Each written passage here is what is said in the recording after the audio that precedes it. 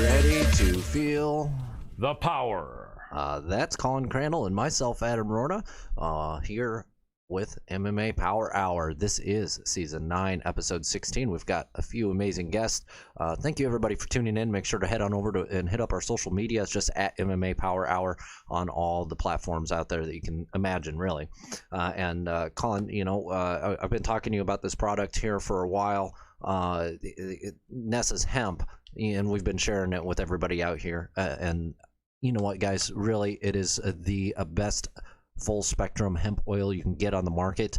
Going over to nessashemp.com, and it's actually mmaph.nessashemp.com. Take advantage of the biggest discount you can find out there on their product. It is a little heftier in price, so you want to take advantage of this as soon as you get a chance. It's a full spectrum CBDA oil, and it is cold pressed, so it's not full of activated THC, stuff like that. So for all you athletes out there, the pain that you take it for is going to be relieved a lot better than a lot of these other products. It is one of the most natural products on the market. They've got all the certifications. You can head on over to the website and check it out. Absolutely great stuff. Fully optimized, full spectrum, just like us here at the MMA Power Hour, with the information, news, and entertainment that we will be providing for you. So it's marriage made in heaven, full spectrum, baby, all the way. Absolutely. So we have an amazing show here, and we've got a few minutes before our first guest. We do have 3 fantastic guests for you, and it's going to be a really interesting, fun, and informative show. We always want to try to make things as interactive as we can. I think at the moment we're not able to do that for this episode, but many in the past and many in the future, we're going to be able to do that. You can certainly write to us, tell a friend. Your viewership is truly valued and appreciated, and you're not just a number to us, but you're a friend, a fellow MMA enthusiast, and a part of our community. So we appreciate you a lot. So man, oh man, that UFC 264, I was there in person. A lot of excitement, man. Super loud audience. A lot of people behind Conor McGregor. He unfortunately did not win, but he picked a really interesting song. At one point, it sounded almost like he was part of the vocal, one of the vocalists singing, although I don't think he was. But really a cool song. I wish I knew what that was, and just electric. The crowd was so into it. And they were chanting USA for every other fighter except for when it came to Dustin and Conor. They were cheering for Conor, a big pro-Conor audience. And unfortunately, that fight ended anticlimactically, or climactically, if you will. And the co-main event, although a strategic fight, was a technical fight. Like they used to say in professional wrestling, when they could see it was kind of a boring matchup, they'd say, wow, this is a technical fight. This is a technical match here. And kids would be watching it and say, does technical mean sucks, Dad? Like, yeah, it does pretty much, son. But you know, but I'm not gonna say it was that way. But it was. You had a specialist in Wonderboy Thompson, and a very unique fighter coming off a loss in Gilbert Burns, and they just did not want to make a mistake. But it was interesting. It was an interesting combination of styles. A lot of fights with Wonderboy don't end up being these incredible knockdown, drag-out fights. Not to hate on Wonderboy at all, because he's an amazingly nice and great guy and a great fighter. But anyway, so aside from that fight being a little bit fan unfriendly, and the main event going short with a weird ending that was anticlimactic, all the other fights were amazing. Literally 10 crazy sick fights out of 10 prior to the co-main and main. And man, it was such a great night. I was next to one media guy who was making his first appearance, getting his first credential at a UFC, and he just said, man, he said, this is amazing. He said, I know not every fight card is like this, and for his first credential, it was just couldn't have been better. I guess save if the main and co-main had better endings. But what did you think, Dr. Adam Roorda? Anything surprise you in any of those fights there? We actually, I don't think, actively made picks. Yeah, we did. I think we picked I know we picked Dustin. You know what? A majority of the fights went pretty close to how I thought they would go. Yeah. So I'm not really surprised. On any of them, yeah. There were so many close matchups. And honestly, the Sugar Sean one, Sugar showed up a little more than I thought he would. That was probably the biggest surprise to me. His opponent showed up the way I thought he would. After doing all my research on him, I knew that he was a beast and had a chin. I remember. So you actually were like going to put $10 or $20. I did, and unfortunately lost. But you know what? Impressive performance. It was the right call to make. I think if he would have had a training camp, I think that would have gone totally different, and I think it would have been a little more exciting in a different way. Yeah. But to say it wasn't exciting would be right. totally dismissive of what went down. That guy, he's like Chris, a zombie. is a beast. Yeah, he's a beast. On 10 days' notice, he had no fear. First of all, it looks like he had no adrenaline dump. He had no fear of Sugar Sean, and he was walking him down. And yeah, it would have been interesting to see if he had a full training camp. And you know, where he goes, you know, he did take a pretty serious beating, but his chin is world class. And you know, a lot of people wish the ref would have let it go the 30 more seconds or so to go the distance, and then he could have said, hey, I was a 10-1 dog on 10 days notice, and I go the distance. And all of a sudden that was taken away from him. But he was starting to get his bell rung really badly. And I know Dana White said he could have seen that fight stopped around earlier. I honestly hate when the fight could have just been let go maybe 30 seconds more, but he was starting to get clocked. Like, Sugar Sean shows that he's got really good skills. He's a tall, lanky guy, so he's not necessarily going to put everyone out all the time, but he does show that he has some pop. And when he hits you right in the sweet spot, he can get rid of most fighters. But in any case, I think it was okay. You hate that, you know.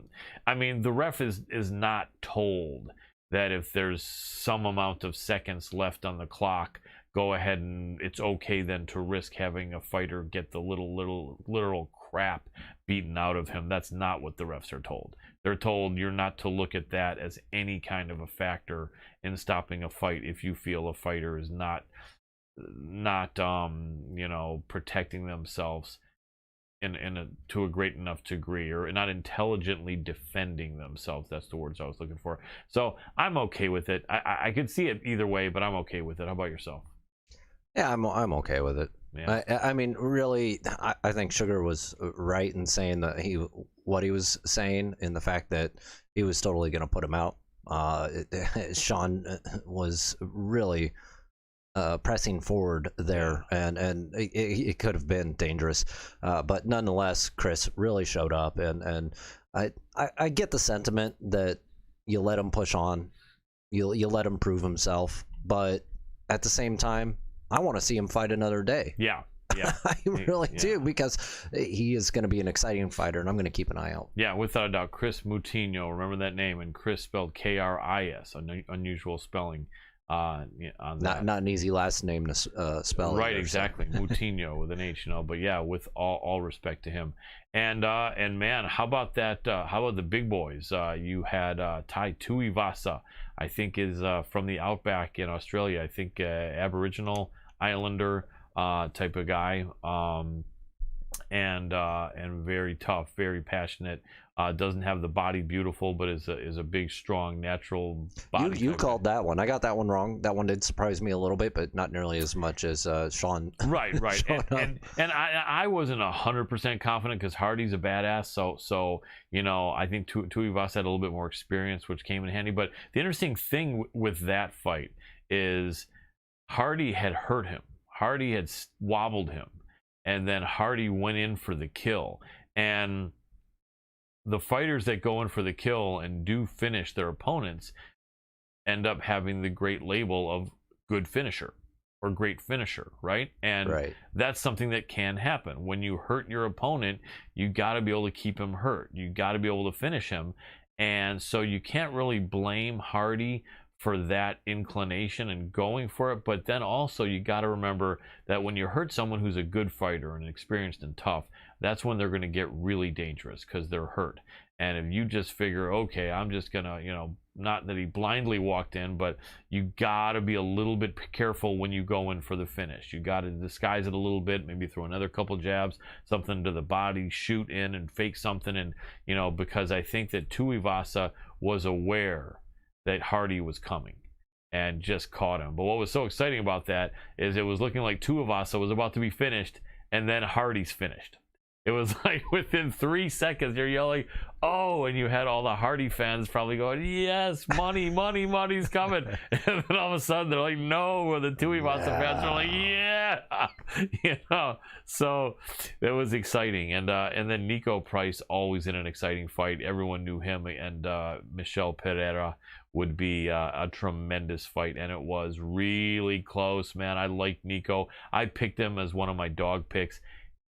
I could see him being given the win. It was really close, but I could also see Pereira being given the win. But one thing for sure, that third round was all Price. Pereira was gassing, and Nico was putting it on him. If he just had a little bit more, cardio left in him, which is tough because they both are great with cardio, but if he had just a little bit more energy and a little bit more pop or a little bit more reach, I think he could have put Pereira out. But that's a rare thing. I don't know if Pereira's ever been put out. But still, big respect to both guys. Nico's got some losses, but they're always two of the best guys, and they're almost always close. So big respect to both of them. Jessica I being given the third eye. She says now in social media her third eye is engaged. So she's going to be extra dangerous. A lot of people felt she won. I think she kind of edged it, and I had predicted that Maya would win that fight, but I really showed up. For anyone to call it 30-27, Maya was really wrong, and that shit is starting to get really annoying.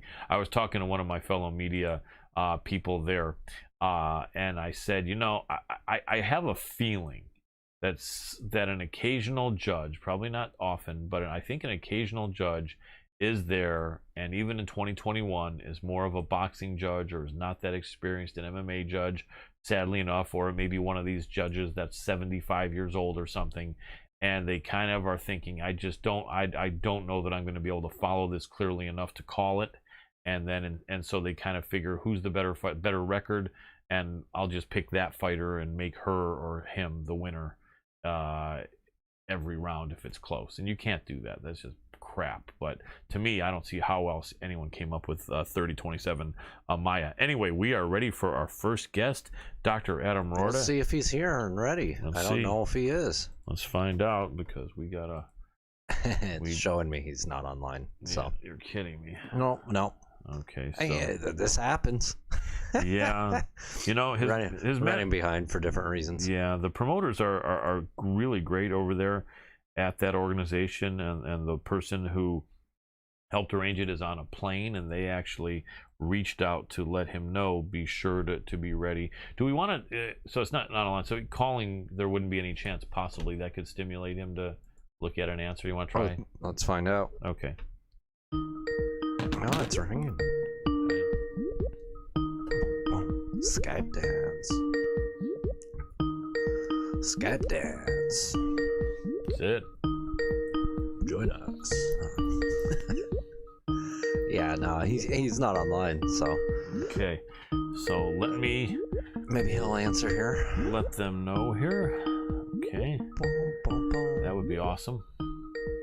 Okay. Yeah, it'd be awesome if he just randomly popped in here. It's like, oh, hey. Yeah. All right.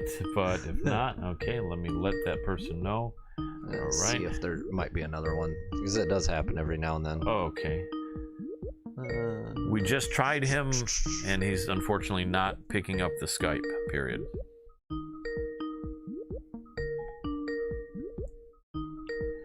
Well, we're trying. Yeah.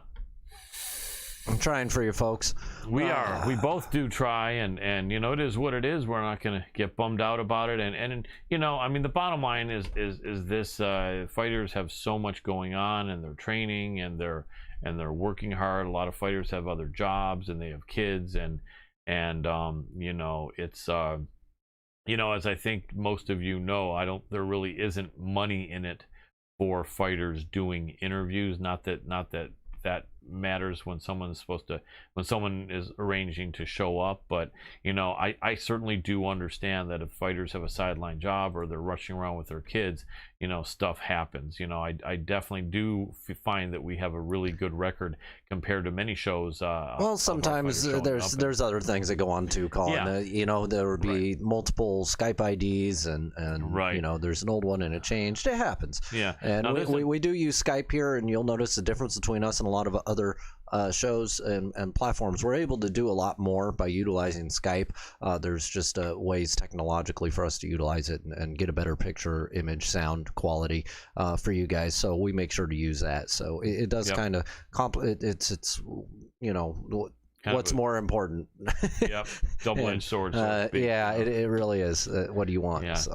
So you did try the one that I passed you that they passed me? That's the one that I just called. Okay. Now I just tried a different one. I see a different one because that name is somewhat unusual. Well, I mean, they haven't accepted. We do have a mutual contact, and this name is not really as unique as you would think it would be. Probably not over there. If it was over in USA, yeah. But I hear what you're saying.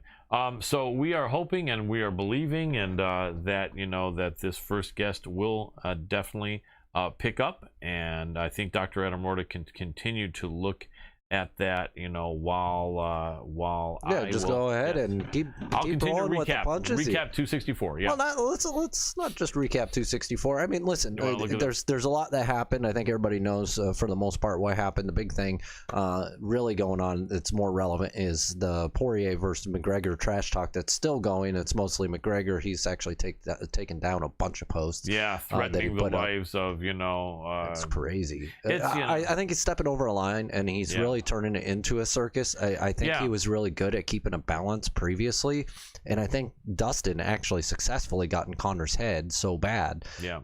Or he's trying to promote that next fight and really just focus on that. Yeah. But I mean, it's turning it into a circus, and his trash talking capabilities, man. Really, I think they just went. Wing. Oh yeah, well it's unfortunate. It's a lot of people are not very happy with Connor. And he just took that little biplane and flew it straight into the mountainside with his shit talking. And I'm sorry, it's just not that impressive. No. I do like Connor as an athlete still. Yeah. But as a person, he's starting to make me feel really uncomfortable in a way that's not good. Yeah. I don't know that I want to pay to watch his next fight whatsoever. No, I don't blame you. Even if other people are on the card that I want to see the fight, it would take excuse me for saying this, but a damn good fight to really make me want to make sure that Connor sees any money. Yeah, I agree. And he also doesn't need the money. By the way, we have an update by one of the people with the promotion of our first guest, and this person did let us know that they called him now, even from an airplane, and he is not answering. And they did remind him 3 times today. It happens. It is what it is, Colin. Yeah. So let's keep going here, and just Connor, man, if you see this, which I know some of your guys do watch this show, man, all respect to you. I highly recommend finding a little bit nicer way of being mean. Yeah. I don't know how to say it, but there's a way of doing it, and you've had that balance in the past. You were one of the best at it. I think you're losing your touch, and I think the sales are going to start following suit with that. It's maybe he's bucking for a WWE position. I mean, the only problem with that is at 5'9", he's going to be not much of a big guy. But I will tell you this: I don't think he is, because they wouldn't be able to pay him enough. That's a reality I'm going to throw out there. Maybe in television or Vince McMahon has some money. I mean, here's the reality. You're right. Vince McMahon is not going to lay a 20 or 30 or a $60 million paycheck on him for any one event. But in all honesty, if he was willing to show up in a different city once every month or so, I wouldn't be surprised if Vince would give him $1 million or something, and which is kind of chump change for Connor. But can you picture this? I mean, the bottom line is height, we know, isn't everything. There are some WWE stars that are not tall, but they're like really thick. Conor McGregor is not normally a super thick guy. He fought as low as 145. Now he fights at 155. We've seen him fight at 170, right? Apparently he walks around in the area of 170, give or take. Could Connor put on? Well, I'm sure if you consider some performance enhancers, Connor could probably put on 30 pounds of muscle and be 5'9" and like a really thick 200 pounds, 205 or 10. It would look kind of crazy, but I'm telling you, because Vince would love what he's doing. Vince, I'm sure, is looking at what he's doing and saying, this is perfect. Maybe not for really real fighting. It's not a good look for real fighting, but for WWE, we love when a guy gets nuts like this. So let's see what happens there. Not only that, but as much drawing power as Connor might have, he may convince Vince. Isn't that funny? Convince Vince to do a little profit sharing, where maybe he would get $3 or $5 million for every WWE pay-per-view event. We'll see. I mean, I could see it, but I also think that Connor has better opportunities in boxing right now, and still MMA. I really think that he's able to get some signatures on some stuff. Yeah. Clearly, Dana wants to keep him reined in and see another fight between Poirier and McGregor. It's not going to be the next fight, though, almost for sure. No. Dustin has a title shot. He's got a title shot is, but Charles, I think the winner of that maybe. I think the winner of that. Justin Gaethje should get the winner of that. He won't though. Well, maybe. I mean, he might not. No, you're right. I just groan if he doesn't, because what are they? Is Justin Gaethje turning into the redheaded stepchild? Well, he already was. Yeah, and I think that's really unfortunate. It is, because he's a fucking warrior. Sorry to swear on our show, but I don't normally do that. But I love Gaethje. We're not so worried about it right now. We're not trying to get a deal with ESPN right now. Yeah, that's true. We're on Fight TV, and talking about that real quick. For those of you catching us on Fight TV, make sure to go on over to our social media platforms. Also, sign up and subscribe to the Hannibal TV on YouTube and Facebook. You'll catch us there. Right now, we're not on YouTube, but if you're catching us on Facebook, that's a great place. It's the Hannibal TV. And if you're on the Hannibal TV, make sure to go on over. It's FITE.TV, and just put in the search bar MMA Power Hour, and you'll find us right there. We are one of the most watched shows there. We love it. Yes. AEW is great for all of you wrestling fans from the the Hannibal TV. Check out Fight TV, and you get a lot of your professional wrestling over there. Absolutely. And for if the subscribe verbiage doesn't come with enough impact for my friends in Scotland, Richard McElroy, or if his good friend and training partner, and hopefully soon to be guest on our show, Paul Craig, is watching, then I will make it clear: subscribe. So that's what we're talking about. I'm only laughing because that was horrible. No, it wasn't. That was a good Scottish accent. Well, I didn't have maybe the tone perfectly, but it wasn't bad. You guys have to let me know, John. If you're let us know what you think about Colin's British accent. Subscribe. That's Scottish, not British. But anyway, our first guest would be British if we can find him. The Scottish and British accents. Let's see what you guys think. Let's see. I do the Aussie good too. But listen, our first guest hopefully is not at a British pub. Think you do. It's good, damn it. Anyway, listen, you're getting worse. I tell you, I think so. It's hot. It's a hot summer here, man. I was in Vegas. It was insane over there. If you guys and girls haven't been there for when a huge event, not only did they have the UFC 264 with a huge Conor McGregor Poirier fight, but they had 2 other concerts. I'm not that big on too many groups that weren't around 15 years ago, and there's a ton that weren't. So someone told me who was in town, and literally it went in one ear and out of the other. But apparently they were kind of big. There was 2 big pop music, rock groups, whatever, rap, something, that were there at the same time, and it was not only was it 115 to 120 during the day every day, but at night it was still close to 100. That's something we don't get over here in LA, because it starts to cool down and we get some relief at night. Not in Vegas, and it was just a mob scene. It was like a bunch of sardines in a can that was overstuffed more than the can would hold. And it was fun to see. Well, I mean, putting on these events, a lot of people don't understand what kind of hell a person goes through, either as a fight promoter, first off, or a press member. It can be insane what we put ourselves through. And just fight week is so much work. And I'll tell you, Colin, it's rain or shine, heat or blizzard, it doesn't matter. doing the fight promotion side, We're expected to cover it. Doing the fight promotion side, I remember sitting there in the rain, in the cold down there in Guadalajara. A lot of people didn't even know it was raining all day up until right before, and the coverage, I had to sit out right outside of it with my computer and all my electronics and all my gear, just dumped on, drenched by this really hardcore rain. And man, that's we were getting creative with finding coverings and stuff. We didn't know if we were going to get any crowd at all because of the rain, but you still push on, right? Yep. And we did that, and all the press members that were there were in the kind of the same situation as me, and there were a ton of press that showed up. Yeah. And it's the same way with this event that you just went to and covered. Man, it was hot. Yeah. Hot. Oh, yeah. Crazy. I mean, now, when you were there in Guadalajara, when it was that cold, at least I heard they had some good Mexican radio stations on that were playing some good tunes, or am I wrong over there? I I heard that, but maybe it wasn't true.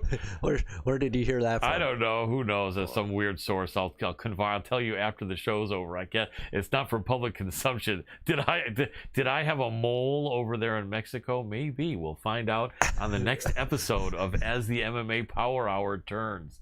Anyway, listen. The MMA Power Hour turns. Anyway, oh man, can Hawaii get sticky, as Elvis would say? Next thing you know, we're gonna have all of the family drama. I know, right? The mole. Who is the mole? Remember that? Wasn't that like 10 years ago on some? Oh man, and it was Days of Our Lives that started getting crazy with their stuff too. That was even more insane. But yeah, the mole. Yeah, I was like, who could the mole be? I forget what that was, like some primetime show. Yeah, it was a primetime. Yeah, I forget what it was a while back. And then Survivor. I remember when Survivor came out, everyone's going berserk, and I'm like, what? I'm like, I'm watching sports tonight as usual. Everyone's like, no, Survivor, dude. And I'm like, Survivor? What? And they go, yes. So they're on the island. And that was like almost like the beginning of like those crazy. I never got it. I never understood it. I was trained to be a true survivalist as a kid. Right. And you know what? I never understood Survivor because it was like, guys, there's literally cameras there. Do you think there's not all the medical attention? Like, it's like a little contrived. But now, how about Naked and Afraid? That's the one that I think really brought some humor. And it tried to bring some sexiness to the whole deal, but almost everything's blurred out. And I ask you, if you're wanting to watch in 2021, don't blur anything out. Right? Am I right? If you're going to make a show, Naked and Afraid, where people are going to be naked survivalists, and then you blur out what the hell is that? I think they would have been done better by just putting that show. Actually, they should do this. Having the blurred out version is great, but put the uncensored version up on Pornhub or something like that, right? Because not that after a while, because in day 1 and 2 and 3 it probably would have looked pretty good. By like day 8, 10, 12 and 20 you would have seen a lot of filthy looking naked people, even if they had great bodies. Anyways, Colin, let's get back to the fights. So here on ESPN we've got UFC coming up. Makhachev, you know who that is. That is Khabib Nurmagomedov, either 2.0 or junior. I guess 2.0 would indicate he's better than Khabib Nurmagomedov, which is yet to be seen. Junior might be more appropriate. He's actually, I think, about 4 years or 5 years younger than Khabib, although they've trained together for many, many years. And I think Khabib really is, like, we've had Javier Mendez on, and Khabib really is kind of the big brother to a lot of these guys. A lot of these guys are still in their 20s, and Khabib is in his early 30s. And so, these are like a lot of little brothers and cousins and younger friends of Khabib. And I just watched a YouTube thing on Islam Makhachev, and people believe in him, and Khabib is always in his corner, and Khabib is a busy guy that's got to be pulled every which way but loose, but I think he will never fail to be in Islam Makhachev's corner. Makhachev is a beast. Thiago Moises, wow, look at that. Against anyone else, Moises would probably at least be maybe at worst a 2-1 dog, and he's a 6-1 dog against Makhachev. I get that though. Makhachev, honestly, I get it, but at the same time I don't agree with it. I think Moises has a lot better. Listen, Makhachev has a lot of hype behind him, so I do get this. He is great. I think the odds should be closer. They're far enough apart. I'm literally going to throw 20 on this one just Right, because yeah, I do think it should be closer. Yeah, I mean, it's interesting because as the sport evolves, and I've been following the sport since day one, as most of you guys know, since before day one. I watched the Gracie Jiu-Jitsu in action VHS tapes before UFC #1 and had a copy of the press kit for that first UFC. So I've been following sport for a long time, and I still don't know everything there is to know about it, and I never want anyone to think I'm saying I do. But with things evolving, I would have to believe that whether it's 3 years from now or 5 years or 10 years or 20 years from now, there's going to be some formula that guys are going to be able to stop this incredible top pressure Dagestan sambo and grappling attack. And I may be wrong. The bottom line is the guys from Dagestan I think there is a way to do it right now already, but there's not very many people that are going to figure it out. Right. Realistically, I'm going to tell you this: the type of person that can do it is going to end up being your Tony Ferguson type, your guy that is so unorthodox it doesn't make any sense, and that's what we'll really be able to do as long as they have enough base in wrestling and jiu-jitsu or grappling. Yeah, wrestling and jiu-jitsu, both of those, and have some good striking on top. Maybe even some judo, but yes, striking. They're going to need very specifically, and I'm going to throw this one out there: taekwondo. They need to be very, very good at taekwondo, and there aren't very many UFC fighters that are your black belt level taekwondo. And I don't mean ATA the last 5-6 years. I'm talking more like 3 decades ago when American Taekwondo Association, American Taekwondo Association was actually waiting a while to hand out belts. It started becoming easier after a little while, but with that whole controversy, don't even worry about that. But the most refined taekwondo skill set is what it's going to take with great grappling. Exactly. I think a guy who's looking like he has that skill set now is one of the Dagestanis. Is Abit Magomed Sharapov. But then he's one of the guys there. But anyway, he's one of the guys. But he's utilizing that. He is. It's different than a lot of the other guys. Formula to be able to. Yeah, and he's a long, really lanky striker. He's a long, lanky striker as well. Why don't we try once again our first guest? He's not online, so. But it seems like it was ringing. But I guess that's just what a false feedback or something. Yeah, more or less. And I sent messages, nothing coming back yet. Gotcha, man. I was excited. I mean, I'm not going to throw anyone under the bus, but you guys know maybe who the first guest was. We're talking the PFL star Brendan Loughnane. We don't tend to have, not by desire or delivery, we don't tend to have a lot of British fighters from out of the country because a lot of them are still training there and they're on a weird time. The time difference is huge, and so we'd love to have them. And I was really excited about getting Brendan in to talk. And it is what it is. I mean, I think you guys get it. Shit happens. We are always promised that the person is set, and frequently their manager or promoter, where in the league they fight, absolutely is given a guarantee by the fighter that they're going to make it happen, and then something happens. So we're not hitting on anyone. It is really frustrating though, because I know that most of you guys understand, but it kind of makes us look a little bit stupid, and it is frustrating. So I'll just leave it at that. But anyway, so we've got a little bit of time here. So main event, Makhachev against Thiago Moises. Moises has a chance. I think that Makhachev will win that fight. Next up, or is there one below? There we go. Miesha Tate. She was on our show about 3 months ago, coming back. So that's an interesting one. Miesha Tate's 34 years old. She's had 2 biological children in the last 4 years and has got her 6-pack back and looks amazing. She is an incredible fighter. The woman she's fighting is about 7 or 8, 9 years older than her. Marion Renault is in her early 40s, but Marion's been fighting every year, whereas Miesha's been off for 4 years. Miesha has the advantage. In fact, the odds there surprised me a little bit, Adam, but maybe they shouldn't. Here's what the odds makers are thinking. They're thinking Miesha is 7 or 8 years younger, and we don't know where she stands though with being off for 4 years. So they're kind of making a statement. Wow, 10-year age difference. Renault is 44. So if we rewound to 4 years ago and Miesha had not taken any time off, I'm going to tell you, Miesha would have been probably a 4-1 favorite in this fight. But instead, they're saying, you know what? We don't know what Miesha has left. even though Marian's 44. She's been fighting every year, twice a year, blah, blah, blah. I like Marian. I think if Misha wanted to try to live dangerously and just make it a jiu-jitsu contest, Misha's good, but Renault probably wins. But Misha's going to be too smart for that. I think there's a lot of value. I think Misha wins this fight.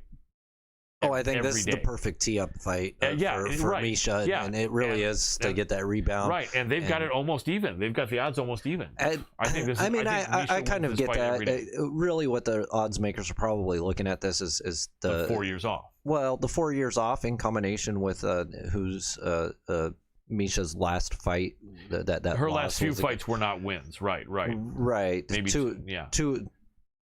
two out of three. I mean, really, what it boils down to is her decision loss to Raquel Pennington. Yeah, and and they both had a unanimous decision loss there. So I think when we look at that, I think that's probably the biggest factor that they're looking at, because they're both recent fights for the most. Most recent, What are the odds again? Is it which I think who do they have slight favorite? It's got to be Misha, right? Oh yeah, she's a slight favorite, but very slight. Where is very slight? Yeah, minus 130 to minus 140. I'm on that all day. Nothing against Marian Renault, but in all honesty, like you were kind of saying, this is kind of getting things teed up to have Misha get, and it's smart. I mean, the bottom line is, what are you going to do? Say you're 34, 4 years off, you just had 2 kids. Let me pick Amanda Nunes for you to fight. Yeah, this is a good enough favorite to go ahead and go for it. This is something that's reasonable. Throw a couple hundred down on. I think. Yeah, I really might do that. So. Yeah, I feel I will too. Jeremy Stevens, your Iowa boy, man, he is controversial. Jeremy Stevens created what they could call the Jeremy Stevens rule. And he didn't do it on purpose, although he kind of did. We will never again see, pretty much, according to the UFC rules, we will never again see fighters feel they have the liberty to put their hands on their opponent at a stare down at the weigh-in. Because prior to when Jeremy Stevens did that to Drakkar Klose and caused him to have a concussion by shoving him so hard and making Klose's head snap back, prior to that, I think they were maybe discouraged from doing that, but that was it. Now you are told you will be fined and your fight will be canceled. Unless you're Conor McGregor. Yeah, exactly. But even then, the bottom line is, by Jeremy doing that, that ushered in a new era where they're not just saying we'd really rather you not do it. They're saying if you don't care about your purse and your fight. And I'm actually kind of glad that resulted from that. Me too. Quite frankly, there is a level of class that we should be approaching here in this sport. Yeah. And just it's not the days like that. Yeah. It's not the days of illegal fights and smokers being the way to. Right. It isn't. But you have to understand, and I know this with 100% certainty. Jeremy was raised in the smokers world, in the streets in Iowa. Yeah, he's a tough guy. He's a real guy. And talking about the fighting, toad hauler, man. These were not the most legitimate fights on the planet. A lot of people do consider them fairly legitimate, but that's because of the era and the time. And he's been in this game for so long. He's such a veteran. I think he just felt like, don't jump up in my face when you've only had 6 years in this fight game, and I've had 15 years. In this fight game, but Jeremy helped bring the sport out of the blackout period. He did. And he was fighting in the blackout period. He really did. He was one of the exciting guys. So he is a dog, almost 2-1 dog against Mateusz Gamrot. And I hate saying it. I agree with it. Yeah, they're setting this fight up to be kind of a passing of the torch. I hate to say it, though, but if Jeremy loses and loses badly, that's going to be, 5 losses out of 7? Yeah, but he's done so much for the sport. They'll keep him in unless it's a complete beating. The only reason that Jeremy will get let go by the UFC is if he shoves this guy at this point. Well, then the fight. No, it'll be for safety reasons, for Jeremy's health. That would be the only reason. Jeremy's not there yet. I don't think he's not in the situation like Cowboy. A win would be Silva. Right. A win though would not put him in contention for any title, but a win would definitely secure his job in the UFC. I think it's secure. Perhaps, although a loss wouldn't be a great look for Jeremy, and a win would be an amazing look for Jeremy. Yeah, Jeremy's one of those guys, though, that he's just done so much for not just the sport, but for the organization. Yeah. I don't think Dana's going to go ahead and say, you're not going to fight here anymore. The only reason would be for medical reasons and for his safety. Right. So if he does it, right, unless he gets like knocked cold. Yeah, right. I don't see it mattering at this point. Unless he gets knocked cold here, maybe. Or something. I mean, he has to take a complete beating that makes it clear. I think he needs one of those fights where he just not gets knocked cold in a knockout, but like just gets pressured so much and sitting there getting what he could not. If he took a beating like Chris Matino did the other night, taking that cowboy beating is really the best way to put it. Yeah. Then only then maybe would they consider. I hear what you're saying, and I'm not cheering for him to be cut by any means, but that's gonna be an interesting fight. Next fight is very interesting. Dustin Stoltzfus is a tough guy. I'm not super familiar with him. I know if I got a chance to look at his file, I would definitely remember him. But Rodolfo Vieira, last fight for Vieira was very interesting. Vieira is a longtime Brazilian Jiu-Jitsu black belt. As Joe Rogan likes to point out, look at the body of the guy. The physical shape of Rodolfo Vieira is from doing literally like 25 years of hard jiu-jitsu. You can't see it with a t-shirt there, but this guy is jacked. 5'11", he fights at 185. He probably walks around at 205 at 5'11 without any body fat virtually. The guy is a powerhouse. Now, in his last fight, he went up against a guy that was not carrying on as much muscle, a guy that weathered the storm and ended up knocking him out. And Vieira had been like a 7-1 favorite. And so now, and that was against Anthony Hernandez. Anthony Hernandez, yeah. And how long ago was that? About 4 months ago for Vieira? Yeah, it was. February. Yep. Yeah, February. And he ended up getting subbed. And even though the people that don't know anything say, wow, look at him, how amazing this other guy must be in jiu-jitsu. No, he wasn't.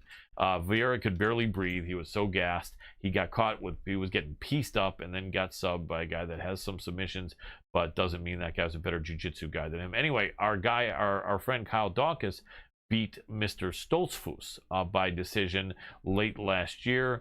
And so this is going to be interesting. Vieira hopefully maybe has trimmed off a little bit of that muscle. He really kind of needs to. He's carrying around a lot of muscle, and indeed it may be a little too much for MMA fighting. And if he can trim that off at the same time working on his endurance, I think he could be a force. And so this is an interesting fight. Both men coming off a loss to see what happens. A win would help both of them. I say Vieira. What are the odds? Did they have it for Vieira by a wide margin, or is it close? 2.5 to 1 Vieira. You know, I agree with that. Yeah, I think so too. So Billy Q, he's a friend of our correspondent, Garrett Kerman. Big shout out to GK. You are awesome. The Fight Lead. And MMA Power Hour rep. He does so much great work. And so Billy Q is a tough guy, very tricky, very talented, going up against Gabriel Benitez. I think the man they call Mowgli. Let's look at them. I think they both coming off losses. I think they might be. And I think Mowgli is AKA, and he's a tough dude. So Benitez Mowgli, they call him, AKA fighter, out of Mexico, is coming off a win. So he had lost 2 in a row. So he had lost to Sadiq Yusuff and Omar Morales, and then came in and did just stop our friend Justin James. Billy Q, I think, is coming off a loss. Yeah, he lost to Gavin Tucker. There's no shame in that. No shame in that. Tucker is a beast. Before that, beat Kyle Nelson. Carlo. He's 3-1 in the UFC still.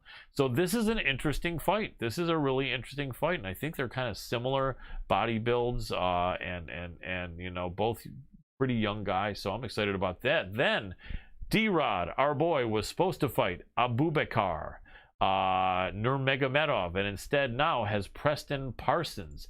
So that is so weird to me, even though it ends up, even though it's gonna end up being 3 weeks notice, I think, for Mr. Parsons. So it's even more notice than Moutinho got, but he's got a good record, and this will be his debut. Wow, look at all those subs. Are you kidding me?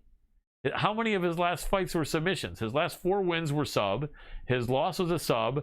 His 3 wins before that was by sub. So no. Get this, everybody. Almost every fight except for one of his 11 has resulted in a submission. That is crazy. So this is a submission Every guy. Single win of his has come from submission. Right. And then of his 2 losses, one was sub and one was TKO. That And is crazy. he's 5'11 and 170. He's out of Elevate MMA. That's not Elevation Fight Team. I don't know who Elevate MMA is, but what state does it say he's out of? Jacksonville, Florida. Yeah, I don't know who that is. 25 years old. A really young dude, 5'11", 170. Let's switch over to our boy D-Rod. D-Rod was on the show about a week or so ago. It was just last week, yep. Yeah, 34 years old.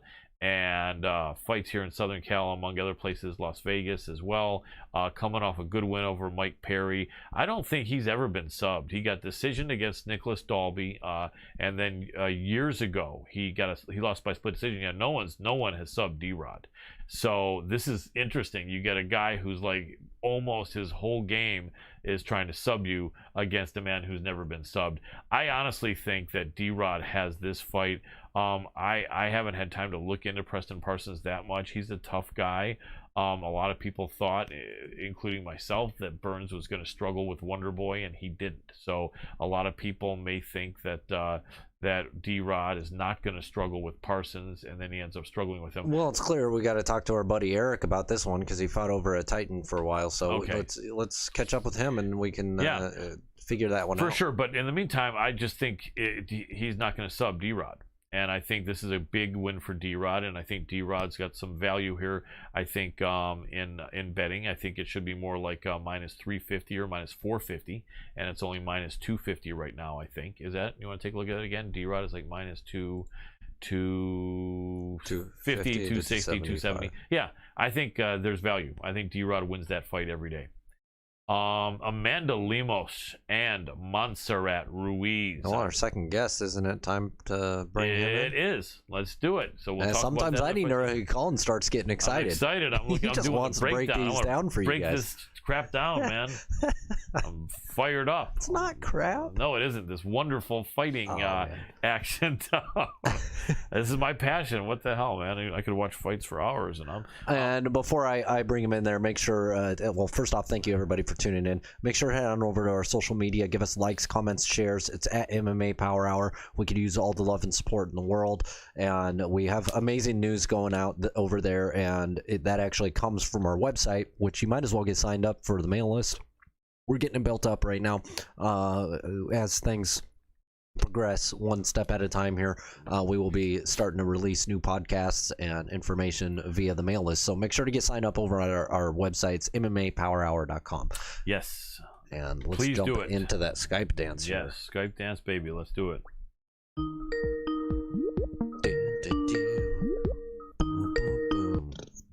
Skype dance. Hey, Jason, are you there, brother? Yo. Excellent. Let me get you to hit that video button. And when you do, I'll give you a proper intro as we are live. And it's going to be that icon. Looks like an old movie camera with a line, diagonal line. There you go. Fabulous. Ladies and gentlemen, I'm super excited to have this next guest on the show. Known this man for about 4 years, and we just lost him. Oh, we just lost him. That's we funny. just lost him, baby. So maybe I'll start dancing again. There he is, Jason Lederfine. Are you back? Yes, sir. You guys up on me. I don't know what happened there. It had to be Dr. Adam Roorda. Ladies and gentlemen, this man is a friend of mine I've known for 4 years. He's an amazing person.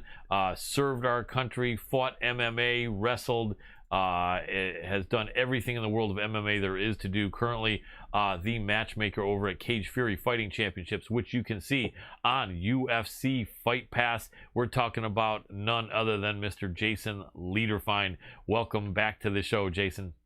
Very good. Only one of the matchmakers, Arias, Garcia, Rod Galvin. Definitely a team that gets that operation going and books that many fights. That's true. Although those are great guys, nobody cares about them. I'm only kidding. I'm sorry. Yes, everyone cares about them, but as far as I feel, there's only one matchmaker that really can be called the king of matchmaking, and that is Jason Lederfine. And so I know he's not saying that, but I am. This guy knows matchmaking. This guy could make a match if he lost an MMA fight, was thrown off a cliff, was given 10 bottles of beer and had to drink it. He could still make better matchups in MMA than 99% of us when we're completely sober and not taking our last breaths. So I'm serious in that this man knows his stuff. So anyway, Jason, I know that you've got your partners there, but you are obviously someone that people respect. You've been doing it for a while. You were at V3 fights as a matchmaker for what, 5 years before that? Yeah, I was there for quite a while, and moved into broadcasting and announcing, and now I'm doing some matchmaking, doing announcing for CFFC, general manager, doing operations. Just kind of wearing a lot of hats and doing a lot of things. Absolutely, and you work hard at everything you do there. It's good to know that you're general manager there, and you're getting to have even more responsibility. Let me ask you, man, when you started in this, and you're not that old a guy now, when you started in this, you were probably, I think, to just turn 30 or in your late 20s or something, weren't you? I'm 40 now. I was 34 when I got in the cage for the first time. There you go. And then when you started getting into promoting and being behind the scene, it was what, that later that year, or you were like 35? Yeah, or... yeah, sure. So Yeah. how do you feel you've matured and gotten better at doing all that stuff since then? At 34, I think you still had some maturity, but I have a feeling like some things have gotten easier, and experience has made probably knowing how to handle things a little bit better. Or would you say you were almost as good as you could have been right out of the gate? Although I think that's probably not possible, is it? I think the biggest key to running operations and running MMA promotion is communication. So that's with fighters. When fighters are asking questions, you deal with a lot of amateur fighters and people that are new to the game. They have a lot of questions. How do I sell tickets? What kind of medicals do I need? There's a lot of questions that get asked, and you've got to respond to them right away. You can't say, you know what, I'll get to this later, then you forget. And this guy doesn't know what blood work to get. He doesn't know how to get his license. He doesn't know where the weigh-ins are, what time to be there. They don't know those things. So communication is the biggest key to being successful in this business. Is if you get right back to people. In today's world, we're accessible. I've got 2 cell phones by me. I've got an Apple Watch that has cellular plan. I've got 5 email addresses. You can get a hold of me, and you can get a hold of most people. When they don't respond, it's just because they think they've got better things to do. If you email the UFC matchmakers, they'll probably email you back within 5 minutes. And they're dealing with a lot of people and a lot of stuff. That's why they're where they're at, because they communicate and they get back to people. Then you hit up some promoter in Iowa who does 2 shows a year, and you don't hear back from him for 2 months when you email and stuff. Yeah. That's the difference. Yeah, and I'm glad you said that, because I'm older than you. I'm a Generation Xer. I think you're actually right on the cusp of being a millennial and a Generation X. Or what do you know? Or are you right on the cusp, or are you a millennial?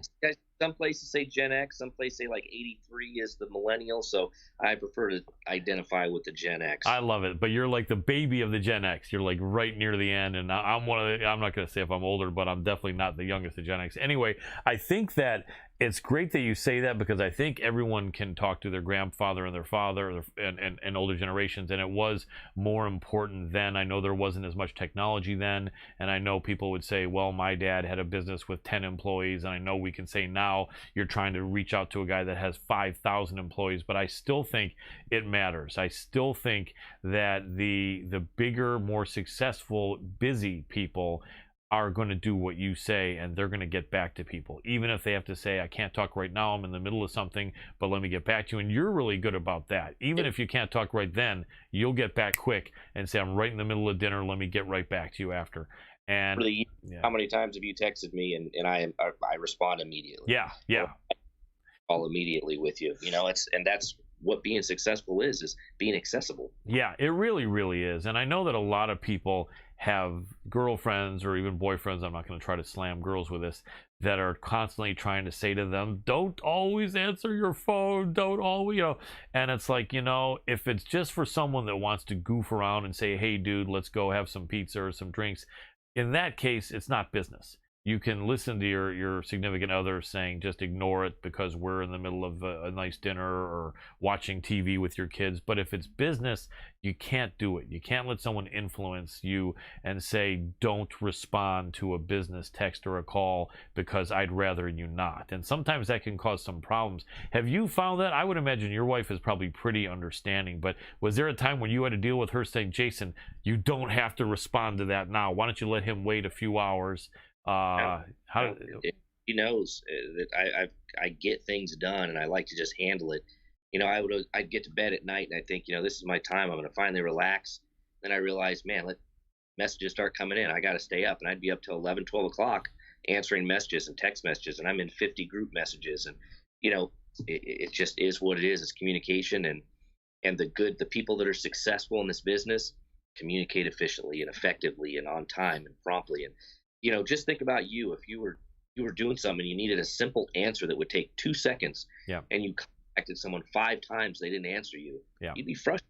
And you say, you know what? I don't want to fight for these people again. I Right. don't want to be involved with this organization again. Yes. That Sorry to interrupt you. Yeah, without a doubt. Yeah, without a doubt. I was looking for actually a consulting job actually in the last year or so, and I had to deal with some bullshit like that. It's so ridiculous, and in reality, I eventually had to call an office instead of a cell phone number for the person and say, hey, I'm in the middle of working out a consulting position here, and I'm not hearing anything back day after day. Does this person work for you anymore, or what? And I think we may have lost Jason there.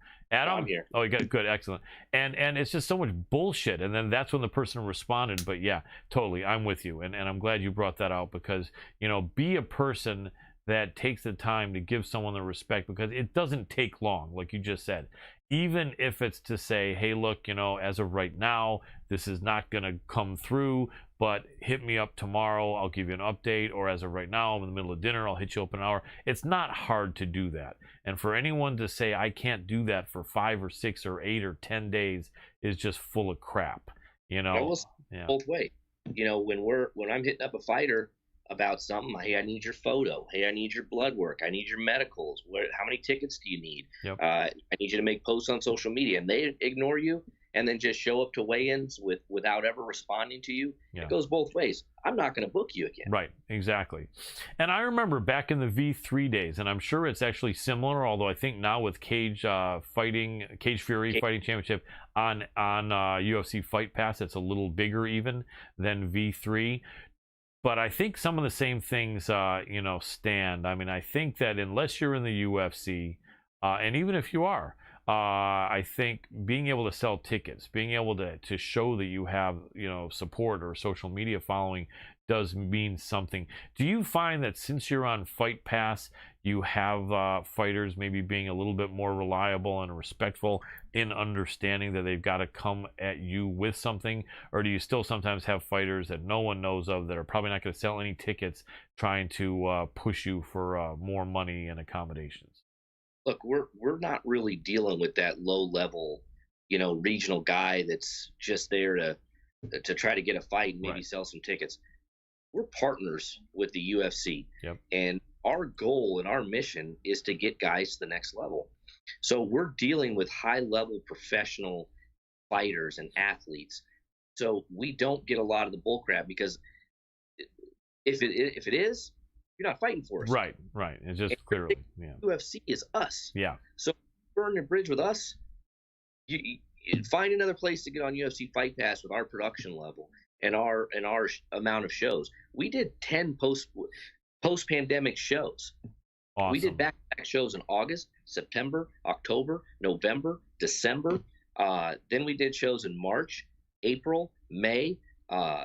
We just did a show in June and a Fury grappling show. We're back August doing CFFC 99 in Mississippi, and then we're in September. We're going to do the first MMA show at the Seminole Hard Rock in Tampa, Florida, for CFFC 100. There's very few promotions that are doing our amount of shows, and we were able to do shows during the pandemic, sometimes in venues that we couldn't have a single fan. Right. And still put on high-level shows with high-level pros without being able to sell a single ticket. Wow, that's crazy. Yeah, it's been such a weird time for live sports and combat sports, but MMA has really stepped up and been able to show that we're willing to make it happen and put in the work. So tell us about a fighter, I think, that was scheduled for your last event and ended up being pulled because they had to throw him into the UFC.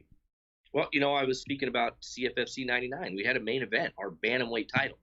Our Bantamweight title's been vacant for a while. We had a champion, Jared Scoggins, who won the belt actually in Tunica, Mississippi in September. The next day he got called up to Bellator. We vacated the belt. We've had a title fight for it before, but the guy that won didn't make weight, so obviously he didn't get our belt. And Chris Bottino had a really exciting fight for us recently. So he was scheduled to fight for our belt August 14th in Tunica, Mississippi at the Fitz Casino. The UFC called and said, we want this guy. This guy's going to bring a fight. And if anybody watched UFC this weekend, you know damn well that guy brought a fight. Oh, man. He took that fight on 11 days' notice.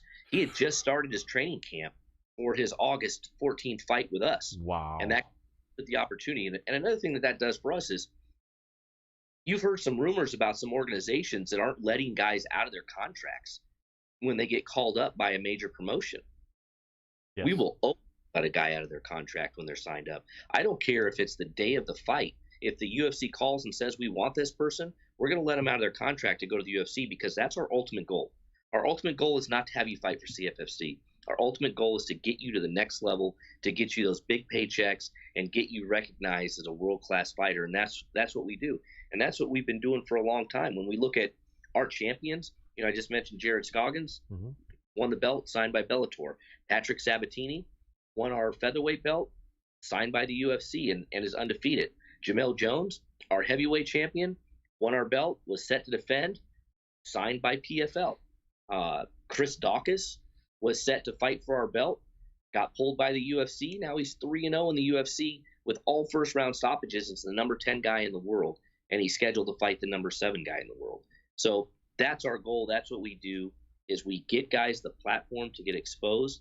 There's no easy fights in CFFC. Right. There was a promotion recently that had like a 2-17 guy fighting, I think, in the main or co-main event. Yeah. You're not going to see that in CFFC. No. You see guys that are tough. You know, our main event coming up, with Christian Rodriguez, Gerald Hodge, both tough guys. Then we've got Kiteg Plev. I don't know if you remember him. He's the guy that lost his finger in our cage. Oh, wow. Yes, that was a couple months ago or something, right? Story. You know, it was on Yahoo, Google. It was on every major. I got a notification about it from Fox News. Wow. TMZ called and got an update and interviewed CM Punk about it. Wow. This got millions and millions and millions of views. He's actually a 4-time Canadian national champion wrestler. Nice. He wrestled in the 2012 Olympics. He's 5-1. His fight where he lost his finger was declared a no contest. Wow. It wasn't because of the injury. It was because his opponent was seen grabbing the glove, and the grabbing of the glove inside the glove is what ended up causing the finger to be lost. Oh, man. His reaction, why do I have to stop fighting because my finger's broken? I've got 9 other ones. That's a warrior. But yeah, that's a beast. That's a warrior. He apologized to us. I can't believe they stopped the fight for that. I'm so sorry. Please don't ever, please book me again. I want to keep doing this. This guy's apologizing to us after losing his finger in a cage. That's amazing. And he's set to fight for us again. He's fighting Nashon Burrell. If you've ever heard of Nashon, Nashon's a UFC vet, yes. Strikeforce Bellator vet, 17-11. Yep. This guy is tough, and he's on a pretty good win streak right now, really trying to get himself back up to the next level. So that, you have a guy that has zero fear whatsoever. Yes. Fighting a guy that's battle tested in every major promotion in the country, fighting on UFC Fight Pass for us. And that's going to be another banger fight. Yeah, it sounds like it for sure. And what's the name of that guy who's fighting who had lost the finger? Kiteg Plev. Nice. And we got to look out for him because that's a brave guy and that's a determined guy. Yeah, being a fighter is so tough. And from having fought and having wrestled for years and being in the military. And it's, I just always say the respect I have for you guys that have done this because, I've always trained in martial arts and jiu-jitsu, but the only competitions I ever did was maybe with a school across town on a few occasions or constant training matchups in the schools I was in. Now, I did have some wars, but never anything that was out there with fans watching or being paid or anything. And so I always say, man, the fact that you guys go out there and do that, is especially amazing because it's a lot harder than it looks. It's a lot more dangerous than it looks. and a lot of guys are talking about that they may have done this or they're thinking of fighting or whatever, and 95% of people don't end up doing it. So give you a lot of respect, and I know you have a respect also having done it for these guys and girls as well. Yeah. We run into that all the time where guys are, I want to fight, and get me a poster, and they want their fight poster so they can make it their profile picture and convince everyone that they're going to be fighting. Right. And they never up. They don't do it. They just wanted that poster. Exactly. We've had guys like Aljamain Sterling. He's fought for us in CFFC. He's now Nice. a UFC champion. Yep. Anthony Smith, Paul Felder, Jim Miller, Sean Brady. The list goes on and on of high level guys that have fought for us, that have gone on to the next level. But it's one thing to go on to the next level and be ill prepared. And I see that a lot on Contender Series, where you have a guy goes in, he's 11-1, and you break it down, you look at his opponents, and his opponents are 3-47. Right. So is that guy really 11-1? And he's fighting a guy that's 5-2. Yeah. But that guy that's 5-2, his opponents were 47-9. Right. Big difference. And he smokes the guy that's 11-1 or 11-2 because he's had a higher level of competition. And that's what you get at CFFC. You know that if you win in CFFC, you are ready to go to the next level. Aaron Jeffrey, he came out and won our middleweight belt against Colin Huckbody. Colin Huckbody had already been signed by the UFC. Yes, indeed. And Aaron Jeffrey beats him, and now he's gotten called up to the Contender Series. Elise Reed, she won our strawweight belt. She was going to headline CFFC 100. She's got a huge fan base. Boom, signed. She's in the UFC now. So it's you come to our organization, you're going to get signed. And one of the great things about the acquirement when V3 merged with CFFC is it gave us geographically a much broader spectrum of area that we can compete in. And we're even in talks to go to Canada. Once the Canadians let us back in, we plan on doing shows in Canada. So I don't know any other organizations, minus the major organizations, that have the infrastructure that we do in order to do shows in Mississippi, New Jersey, Pennsylvania, Florida, go to Canada. There is no limits on what we can do, and having the UFC as a partner has really made that all possible. Absolutely. Very well stated. And I know they appreciate what you guys are doing a lot. And, just to touch on what you said a few minutes ago, I really like the fact that you guys will let people out of their contract if one of the big shows wants to sign them. Because you're right, not every show will do that. You'd see arguments in social media where the promoter is saying, no, not going to let you do it. And the fighter is saying, come on, please. And then the guy's saying, no. And then the fighter is literally saying, don't be an asshole. This is my chance. And the promoter is saying, I don't care. And you've seen that a lot over the years. And I think it's really great to know that you're looking out for your fighters. And if they get called up, even if you have a title shot set in the CFFC, if the UFC calls them and says, we want them, you're looking out for the fighters and saying, go ahead, man. And I think that's awesome. And I think fighters... If we didn't do that, the UFC has recognized that's what we were about, and that's why they watch us. Yeah. That's you'll see Mick Maynard posting tweets watching our shows, saying, man, I can't wait for this action. So the UFC brass is watching our show. And something that was really cool with the Chris fight against O'Malley this weekend, they showed CFFC highlights on the Conor McGregor card of his fights. So the sponsors got recognized. They think, hey, I just sponsored a little regional show, and now all of a sudden your logo is on a Conor McGregor fight. That's awesome. That's huge. Yeah, without a doubt, super impressive. That is huge, and I think that that it really makes you guys as well as the LFA two of the probably both of the primary leagues that the UFC matchmakers are looking at. And the LFA is almost always on the West Coast. Most of their fights are here in LA or in California. And you guys doing a lot like South Dakota.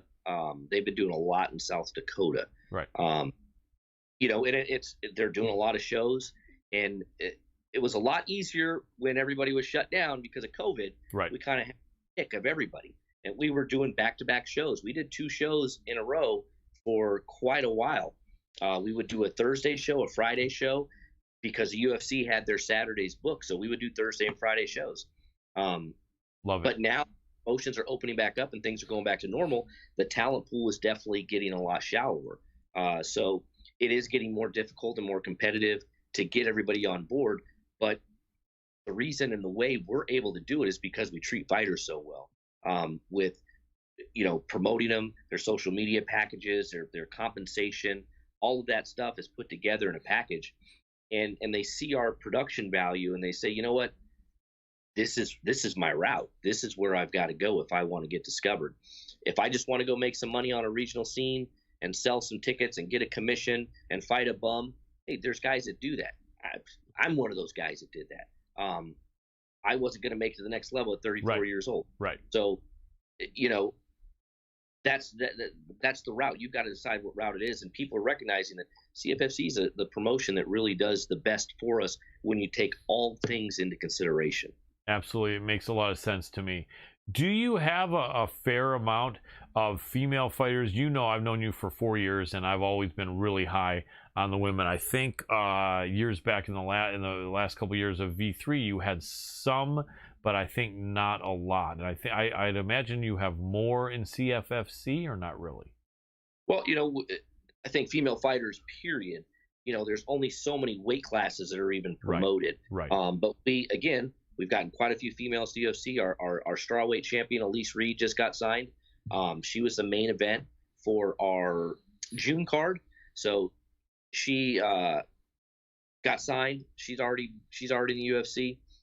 Scheduled to fight actually at strawweight, at featherweight. I'm sorry, flyweight. Mm-hmm.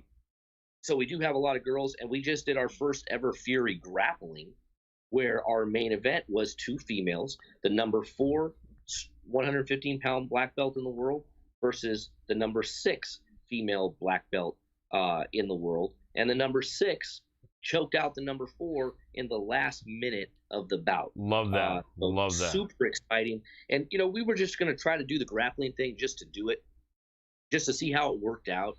And the UFC called us and said, man, we're looking at your guys' numbers, and your social media trend is just through the roof. We want you. Nice. We want the platform. We thought maybe we'd have to do 4 or 5 shows before we got everything worked out. But when you already have the production there, when you already have the operations people there, we had a great matchmaker, Jonathan Webb, who's also a UFC veteran. Mm-hmm. He was our matchmaker for the jiu-jitsu. There's so much talent jiu-jitsu wise on the East Coast where we're at in Philly. We were able to put an amazing show together and on UFC Fight Pass. That's awesome. Show out the gate is already on UFC Fight Pass and was just absolutely, if we scripted it how we wanted it to go, it wouldn't have gone as good as it did. That's excellent. That's got to be a great feeling, because especially the last year and a half, most things haven't gone well for anybody, and just for things to go well and to have your hard work pay off, I think is got to be a great feeling. And you've always been grinding and always doing the right thing, and I think it's manifesting itself. So congratulations on that, man. You deserve it. It was a scramble. We got about 2 weeks notice that we were doing Fight Pass, so we had to kick back the production truck a day. We had to line up all the correct bouts. We were just going to practice it. Then it was go. You have 2 weeks. Go produce this, get it done. And the CFFC crew, President Robert Haydak said, "Let's get it done. We're not worried about making money at this. We're worried about putting on a good show and getting great numbers and getting people excited about grappling." And I can tell you, I don't think I've seen an MMA show that packed before. We had 32 bouts, 32 jiu-jitsu bouts. Wow. We started, I want to say, around 6 o'clock, and we weren't done till 11 o'clock at night. And I don't think a single person left till the last bout of the evening. They wanted to watch every single one, standing room only at the 2300 Arena in Philadelphia. There were so many people. I mean, I was blown away by the crowd reaction and how many people were there to watch it. They were truly excited. So this is something we're going to definitely keep doing. Absolutely. And so Philly, I guess, is the home base for Cage Fury Fighting Championship. And I know you live over in Tennessee. I hope that wasn't a high confidential secret. I think you put it out there before. Are you going back and forth a lot, or are you able to do some things remotely? I'm sure for the events you're there no matter where they are. There on a plane, and I'm there. What's cool, if guys don't know, we've got CM Punk is one of our broadcasters, and I'm sure John Morgan from MMA Junkie. Yep. He's one of our play-by-play guys. So a lot of people are just like, man, I want to fight on CFFC so I can talk to CM Punk, so I can talk to John Morgan. Like, people are excited about that. we don't cut corners when we do this stuff with our production. And I'm seeing other promotions kind of like trying to piece things together, trying to find that connection, trying to see who works well together, and they're going through different commentators, different analysts, different play-by-play guys all the time. We don't have to do that. We've got literally, these guys have such chemistry.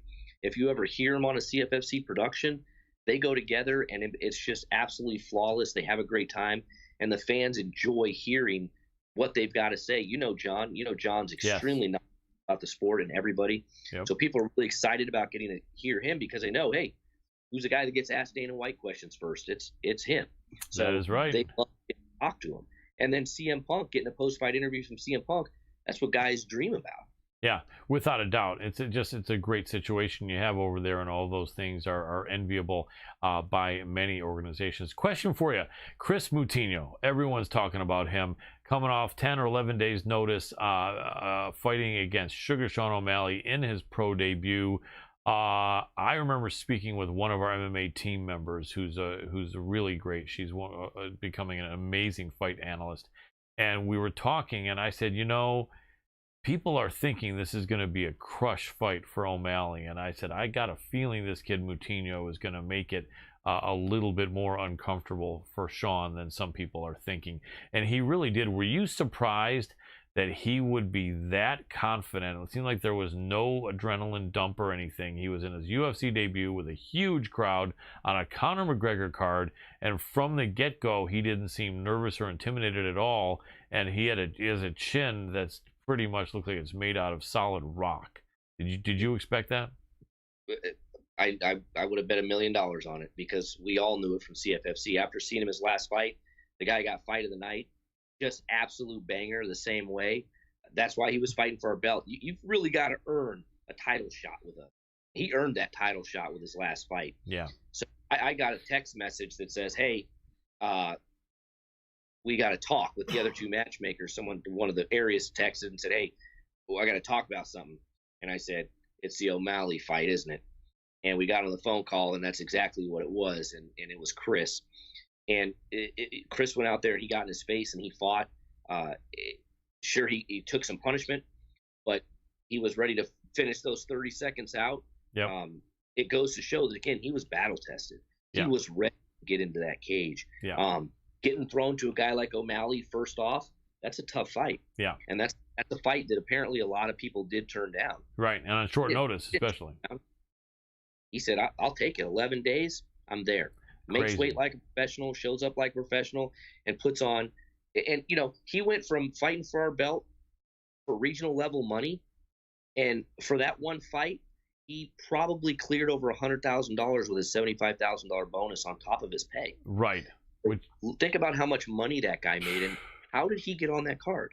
He got on that card fighting for CFFC. Yeah. Being noticed by us and having an amazing fight, and they said, that's the guy we want to stand up and bang with O'Malley, and that guy just made 6 figures in one fight because of it. It was amazing, and he deserved that. I was so happy to see that fight of the night bonus, man, because he fought his heart off, probably could have hung in for the next 30 seconds, although a lot of people do mention that, perhaps it wasn't the worst thing because he was starting to get, hit really hard, but his will is just a will of iron, and I think he will win his next fight, and I think he's going to be a serious contender, a guy with courage like that. And he definitely looked like he was having Sean O'Malley looking like he didn't know what kind of a zombie he had in front of him and what kind of a horror show he walked into, because Moutinho is definitely a beast. Are you able to still watch UFC fights? Can I get your opinion on a couple of fights coming up this weekend? Well, absolutely. I appreciate that. So some interesting ones we have. July 17th, which is Khabib's training partner, Islam Makhachev. And I think that he's 5 years younger than Khabib. A lot of people that Khabib trains with are like younger brothers to him that are 3, 4, 5, 6, 8, 10 years younger than him. Makhachev has been training with him for many years. Khabib is always in his corner. Makhachev's proven himself. He's going up against a guy, Thiago Moises, who did look really good in his last fight and is a talented guy that seems to have some grappling chops and some really good striking. A big guy for the division, a strong guy. They've got Makhachev at minus anywhere from 600 to minus 700. I don't know that he should be that big a favorite, although he does really seem to be a second coming of Khabib. How do you think that fight plays out, and a winner, if you can call one? Well, that's a tough one. That minus 600, that's pretty unfair. You've got two high-level grapplers. Now, the Russians, these guys are coming out of the woodwork now. They're so tough. Yeah.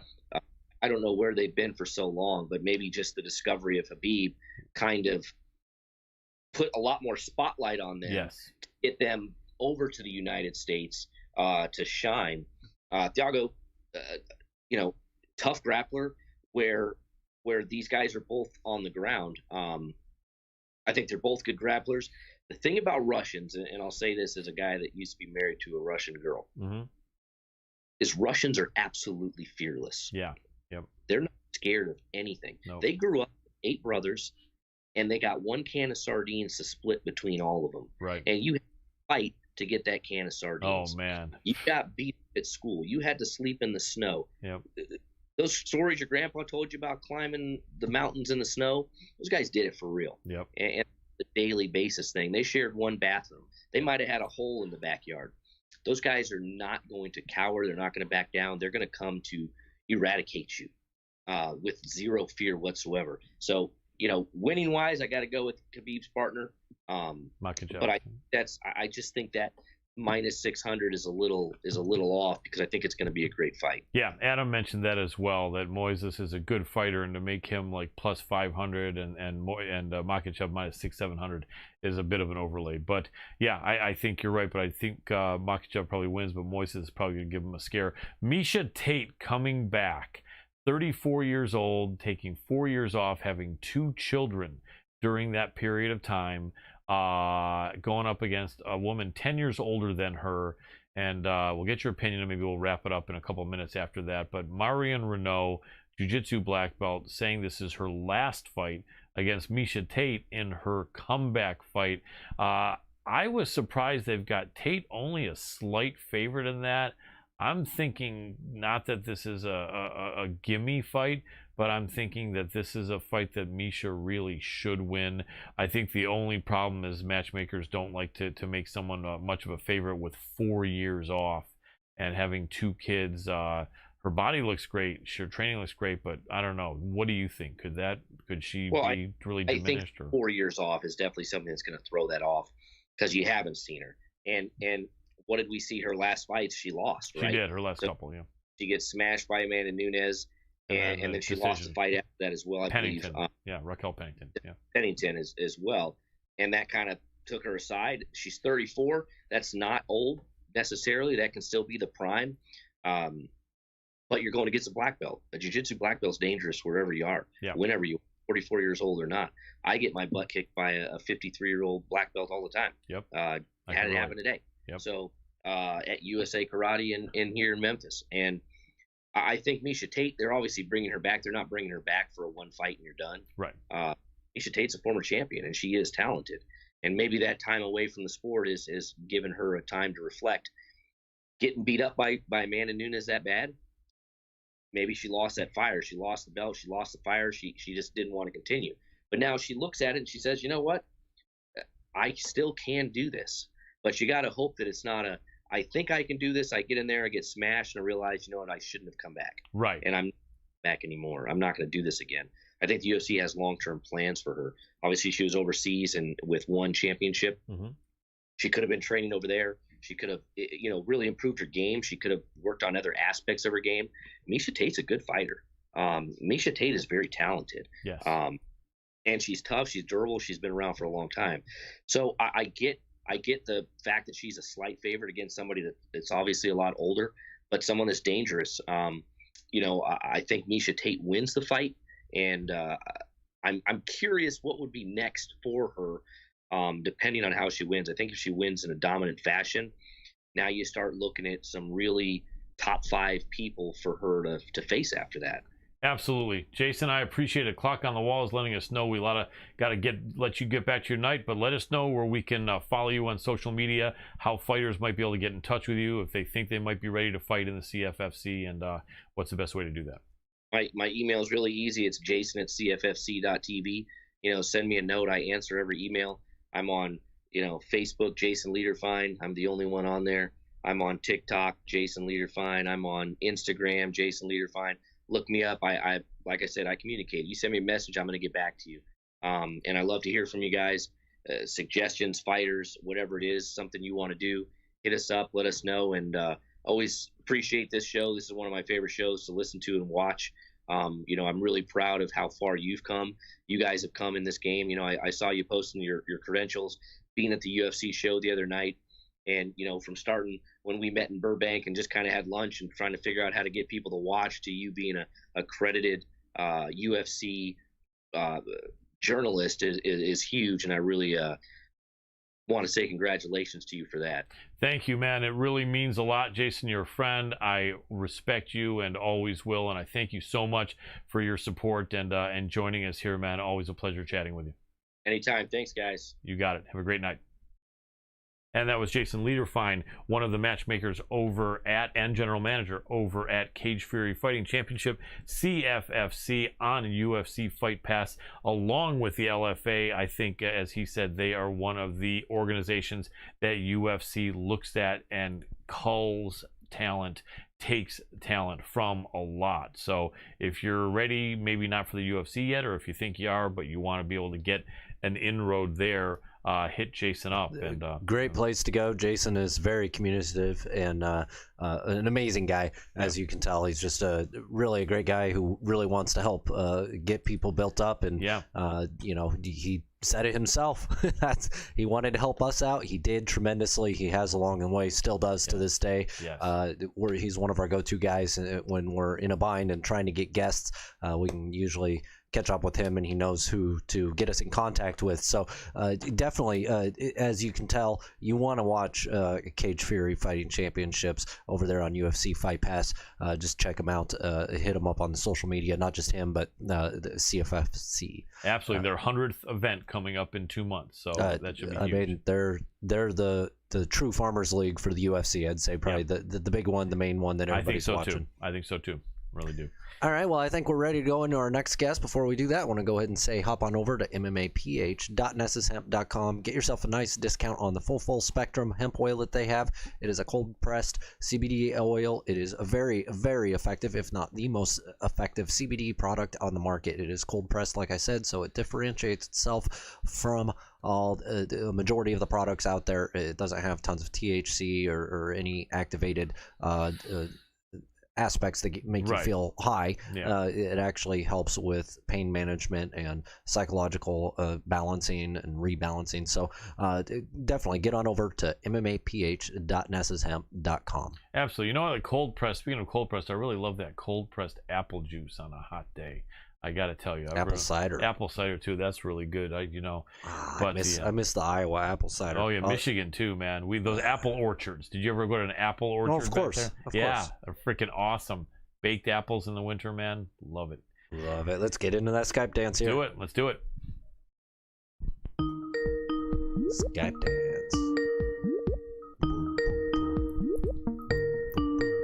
We might be 5 minutes early here. Oh, are we? Yeah. You want 2 minutes? Yeah. Well, just 7 minutes. Oh, really? Yeah, we did make a unusual call time. Should we? I didn't really. Okay, my apologies. Yeah. Give us a few more times. Oh, I didn't realize that. Yeah. My bad. I think we committed, but that's all right. But she will be ready soon. But I'm thinking, a lot of people look at the minute, and she's finished training only like an hour ago, and so she could be just finishing up dinner or something. So we'll call her back in a few minutes. So so interesting matches here. Vieira, Quarantillo, D-Rod, Miles Johns, who we've had on the show before. Let's see who we've had on the show from this. This one's jam-packed. I mean, there's some good fighters. We've got Miles John. Yep. This is where I got cut off. Montserrat Ruiz from Mexico against Amanda Lemos from Brazil. That's an interesting fight. Montserrat Ruiz is a huge dog. I think she's a live dog. She's really good with that judo throw, that neck and arm judo throw, and she lands in that position, and sometimes she'll submit her opponent, or at least she'll be able to put damage on them from that, that collar. I forget whether the judo throws are not my expertise, but it's really a good head and arm or neck and arm throw, and she just keeps women down and crushes them and puts the punishment.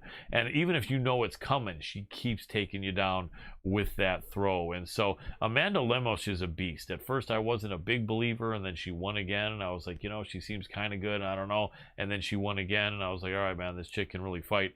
Montserrat Ruiz, though, is no joke. She's a little bit small for the weight class, but really intense and powerful. That's going to be a fight.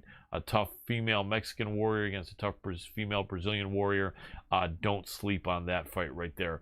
Other fights. Oh, so there we go. Yep, she's ready when we are now. Let's do it. All right, perfect. All right. And there we go. Okay, dance. All right. Hey, Aspen, can you hear me? Hello? Hi there. Can you hear me? Yes, kind of. Excellent. I'll speak up a little bit more, okay? And then whenever you're ready, all we need you to do is hit that video button, and we'll be able to see you. And as long as you see you're in the frame, we will be good. And so it's the icon right below that looks like an old movie camera with a diagonal line. There you go. Awesome. So we are live, Aspen. Let me give you a proper introduction, and then we'll be off and running. So ladies and gentlemen, I'm super excited to have this next guest on the show. She is one of the very few UFC women's ranked bantamweights that I have not spoken with, either on this show or in person. In fact, she may be the only one in the top 10 that I haven't spoken with. So I'm excited as hell to speak with her here. We're talking about the woman that is shown right now as being the number 3 contender to Amanda Nunes's title, the awesome Aspen Ladd. Welcome to the show, Aspen. Hi, thank you for... My pleasure. I'm so glad to talk to you. I've been watching you for so many years, and fighters at the highest level, I think, are all... Oh, you got a little puppy there? He is it a he or a she? That's a he. That's cool. I'm thinking maybe that was approval. I think he said, that's a good start, Colin. That's a good start. Well, thank you to your great doggy. And so I think a lot of high-level fighters are really interesting and unique people, and I think you all get to do some media, but you don't always do a lot. And I've always thought you were a really intense and interesting person. You're an incredible warrior. You have some great stories, and you seem to be also kind of mysterious. Like, I don't see a lot of people that say they know too much about Aspen Ladd. And and I'm sure you may want to keep some of that, but I can't wait to be able to get to know you a little bit better, and have our fans get to know you a little bit better. So your dog is saying, I love it. He said, these are the best questions my mom has heard in a while. I appreciate it. At least I hope he's saying that. But tell us a little bit about yourself, Aspen. Where were you raised, and where do you live now? And I hear your family, you guys were all fighters. Tell us a little bit about that. I grew up in a little pioneer town, so it's probably about an hour. And growing up, I didn't want to go anywhere. I loved. So I got older, grew up, had some success, and I bought myself a home in Pollock Pines. So I'm in the mountains enjoying life. Oldest of 6 kids, and when I got into MMA, I needed something to do. A shy kid, I needed something. But I got into it with one of my brothers and my dad. I stuck with it, and over the years, my other siblings have all kind of gotten into it at least a little bit. Mm-hmm. Right now, Shaler, he's 18. He's just had his second amateur fight, and he's 2-0 and doing great. So my whole family has some training, and it just depends on how far they want to take it. I would say I'm probably the least naturally talented of any of them. It's just I'm the one that wanted it. Interesting. I like that, and that definitely seems to be a big part of your game, is the mental game. I remember that fight against Yana Kunitskaya, where I think they showed on a UFC Tonight or on something where they said that your manager I forget what he said, but he said something like, go out there and beat her or something, or what was it? Something that he said that got you fired up. Like, wasn't it go in there and finish her? There are some dirty words in there. That was coming into the 3rd round of any fight that's possibly going to decision. You're coming to the 3rd round, hopefully one day the 5th round, but you really need to turn it on. You got to because you never know what the judges see. You can never guarantee a win. So that's your last opportunity to really to finish that fight or really put an exclamation mark on it. And that was basically what he's trying to get me to do. It worked. Yeah, you really stepped it up, and that's one of the things that I think is really hard for a lot of fighters to do, and I think the better fighters can do it, is like shift gear and like put the pedal to the metal, right? Because I think everyone's trying to do everything they can, right? A lot of people don't know that if it looks like a fighter is like struggling, a lot of the times it's not because they're not trying, it's because the other fighter is just kind of equalizing them in strength or skill or intensity, and it's just kind of like, you know, a struggle. And so it's unusual to see a fighter be able to just like say, no, I'm stepping this up right now. And you seem to be able to do that, just like dig really deep. I think your coach does have something to do with that. You've been at MMA Gold for a while. Who is your head coach or coaches that help you in the fights and in training, you know, pull out so much of this intensity and warrior spirit in you? So I'm one of those weird ones that's been with the same team forever. I've had every single one of my amateur fights, every single one of my pro fights with MMA Gold, and my head coach, Jim West. So we've succeeded together. We've come up together, and he coaches a bunch of other UFC fighters now. But we started as basically just a normal little MMA team of amateurs, and the amateurs went pro, and then the pros started doing better. And we're homegrown fighters. There's something to be said for having a team that knows you so well and knows everything about you. They know your style. They know how your style has evolved over the years. And we've all just succeeded together. So I think that's a huge part of my success. Absolutely. You know, success breeds success, and having people around that are on that same trajectory really helps. Iron sharpens iron. Who are some of the well-known fighters, either women or men, that you've had around you for a while that people may have heard of? Anthony Fuffy Hernandez, who just choked out one of the best jiu-jitsu guys in the world. Yep. Matchmaker, who just beat Carlos Condit over this last weekend. Yep. Training partners and friends I've had forever: Marion Renault, who's about to fight Misha Tate this upcoming weekend, and Andrea KGB Lee, who just had a great showing against the other Shevchenko. Yes, absolutely. Those are really, really good fighters, and definitely, you know, I think they say sometimes if you can just have people like that in the gym, that the wars in the gym sometimes can end up being even harder than your actual fights. I bet you found that on several occasions, huh? They can be, but also as you get older and you get more into the sport. So I'm young, but I've been doing this for 10 years. But all of us, especially when you get to a certain level as a pro, you understand the value of not losing too many brain cells between fights when you're not getting paid for it. Right. So yes, hard sparring, but you're not trying to win a gym war. That's not the point. You're not trying to go out there and get injured. You get to the point of, you know what you're doing, you're good at what you're doing, and you'll have those wars a few times in camp. But it's not every day. It's not 5 times a week. Right. So it's a little bit different. So yes and no. Absolutely, and that's a really good answer. And I think that in the last maybe 5 or 6 years, a lot of MMA gyms have learned that. Like probably when you first started, it was more like go out there and just beat the crap out of each other, right? And you were only like 15 years old then or something, so it probably wasn't that crazy for you to think to do that. But I think early on in your career, they kind of clamped down on that, or were they always kind of aware of that at MMA Gold? So I think you need to put in time, especially as an amateur or as you're coming up. So that person, when you are at that level, you got to grind. Like you do need to put more time in. You got to get in those horrible, awful rounds. But as you get older and you're more into your craft, you're better at it, you don't need to do that as much. But there is a learning curve where it's required. Yeah, absolutely. Now, since your family was always into training and fighting, it seems like obviously you probably didn't have any resistance from parents or siblings as far as fighting as a pro early on, or did you? No, I'm very lucky with my family, very supportive, great family. And it's a scary sport for men and women to be in. Were there ever any times early on where you said, damn, I really hate to disappoint my parents, but I gotta dump this because this is too hard and too crazy for me? Was there ever any time that there was a thought like that? Oh, hell no. Never. I loved one. Like, from the first week I was in the gym as a little 14-year-old, I was like, okay, as soon as I turn 18, I'm going to fight. And I've just been the same person ever since. I still love it to this day. That's awesome. And that helps when you have a passion and a love for what you do.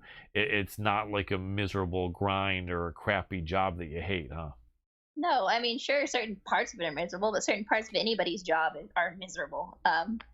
But even on my cruddiest day, it's still a good day. I'm still happy to be doing what I'm doing. I like that. And it seems that way. You do seem like an easygoing, upbeat person there. You always have that smile on your face, you know, and it seems like just you're caught up in being happy with the moment. Does that, I'm sure there's also still nerves, but does that attitude help you with maybe being less nervous than some fighters that you see in dressing rooms who are starting to get nauseated or really unhappy and stuff like that?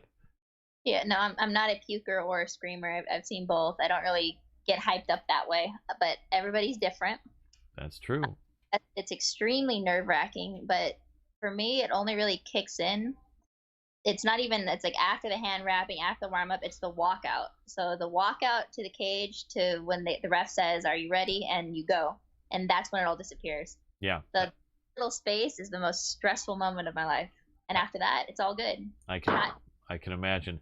Do you tend to have a certain feeling about all opponents? Like we saw with Connor, like this just got crazy with as much hatred as he was kind of spewing at Dustin. And, you know, do you find that you want to kind of dislike your opponent, or do you find the opposite, that you'd really like to actually really like her?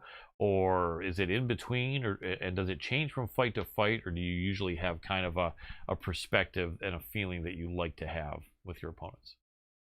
No, I don't like any of my opponents. It's not a hatred, and Connor is something different. He is an expert at what he does, and he has changed the sport with what he does.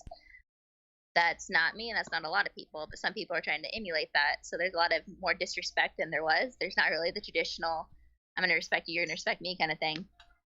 But I don't like any opponent. They're trying to take everything from you. I don't understand the buddy-buddy relationship. And some people can. Some people are very nice like that. But for me, it's such a personal thing. They're trying to take everything that I've worked for. They're trying to take the success. They're trying to take my win. They're trying to, basically, they want everything that I want. We're trying to kill each other. Yep. There's no good feelings there. If there wasn't another human there to stop it, there wasn't a ref, the intent is to kill that person. Yeah, absolutely. That's the warrior mentality, and I think a lot of successful fighters share that with you. So speaking about fighting, it looks like you've got a good fight coming up against Macy Chasson, and that is going to be on the 24th, or am I wrong? You're correct. Excellent. So we are only about a week and a half or so away, and so you're here in the last week of training where you're looking at weight cutting. And is it kind of like backing off of the hard training yet, or are you still going to do some really hard training for the next few days? So it's hard in the intensity, but not in the contact. This is at the point where there's no more potential for injury as far as contact goes. You're not going to get cut, nothing like that. There's a lot of high intensity, a lot of reps, just basically getting the weight off. Makes sense. Have you always been at bantamweight? I think you have, right? So, because I've been fighting for a very long time. The second I turned 18, I took my first amateur fight, and I went pro at 19. I was still kind of able to make 125 until I got a little bit older. It was like the end of 19, beginning of 20, and I just physically could not do it anymore. Yeah. And were you hearing some people talking trash, saying Aspen Ladd can be 125, she can kill everyone, blah, blah, blah? It seems like they were kind of talking about that for a while. Did that ever piss you off, or what was your feeling when you heard that? No, it doesn't bother me one bit. I physically cannot make 125. It would kill me to do it. Right. And you're just doing really, really well at bantamweight. So, interesting matchup. What do you think about Macy Chasson? He's a very game opponent. big, tall, strong girl. She's done well up to this point, and she's willing to engage everywhere. She seems to favor striking, but she's not afraid to go to the ground. She's not afraid to engage in the clinch. So she's willing to engage everywhere and willing to make it a grinder of a fight.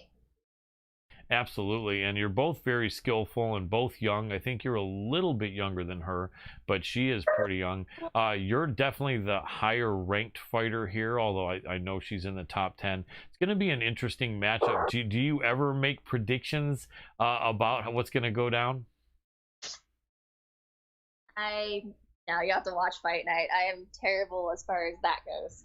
Makes sense. So if you, and let's say when you get by Macy Chesson, is that going to be a point when you're going to start trying to let people know that, you know, hey, it's title shot time, or do you feel there's a timeline of one more fight, or would you be ready for Amanda right after Macy Chesson? That's a loaded question. Yes. Sorry. It's all good. Thanks. I tend to look at each fight as basically the end of the world. Nothing matters beyond it. Nothing matters until that point. So it doesn't matter what else is going on, what fight there's in the future. I'm not looking to that point yet. Yep. I like that. I'm sorry, say that part again. I stepped on your words. It's all good. We got to get through this fight and then we'll see. But right now, that's it. That's endgame. I like that, and that makes sense. You can't be distracted from who's in front of you. So Aspen, the name Aspen, did you get that because your parents were a big fan of the city of Aspen, Colorado? No, I'm pretty sure it's because they liked the tree, or at least my mom did. I'm not 100% certain, but it's kind of how I ended up with it. Very cool. Did you have any fighters, male or female, in the UFC that you looked up to when you were coming up, or even any that you still really like to watch? There's people that I enjoy watching, but coming up, like right when I got in the sport, I barely knew I didn't even know what MMA was when I walked into an MMA gym. And I'm still terrible as far as watching and paying attention to the events. Like if I know somebody fighting, I watch. If it's one of my teammates, I watch, or sometimes I feel too nauseous to do it, so I will just sit there and wait for the text. Was it good? Was it bad? Understood. And so if you had more time, do you think you would watch more MMA, or you would really you're not like this big MMA junkie that you would be watching 10 hours of MMA a week? No, not necessarily. I mean, this is my job. It's what I do, and I love it, but I'd rather be out living my life than sitting there watching others live theirs. I like that. What is living life for Aspen Ladd? What kind of stuff might you do when you're not training for a fight or fighting? If I am not in the gym, I'm usually out hiking. I'm with the dogs, one of which you've been hearing half this interview. So I'll be out hiking, a lot of just out in nature, and I like the garden. That's pretty cool. And you were telling us where you're living and where you're from, and I didn't want to interrupt you then, but the connection wasn't that great. Hate to ask you, but could you throw that out again, where you grew up and where you're living now? Yeah, I grew up in Pioneer, a little town in NorCal, and now I'm living in Pollock Pines, which is basically, it's very similar. So mountains, about, if you know where Lake Tahoe is, about 45 minutes down the road. Oh, wow. So you grew up in Northern Cal and you're living in Northern Cal now?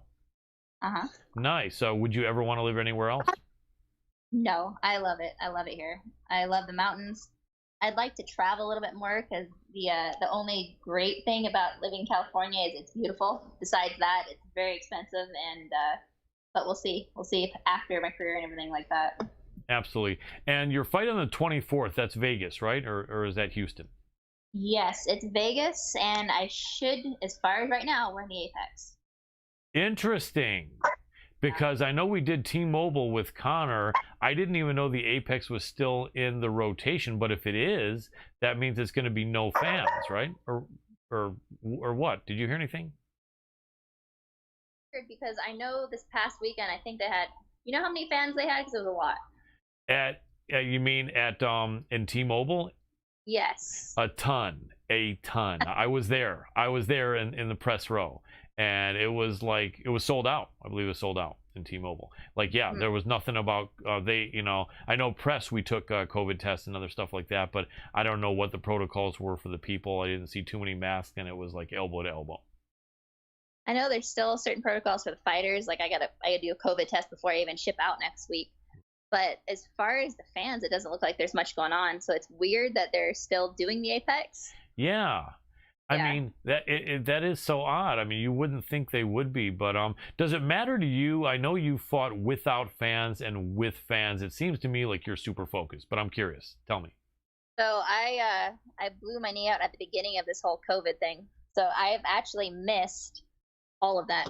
I missed all the restrictions. I missed fighting in the environment of not having fans. Interesting. That's right. I should have caught myself because I'm looking in my mind and I'm like, wait, I haven't seen Aspen fight in a year or a little bit more.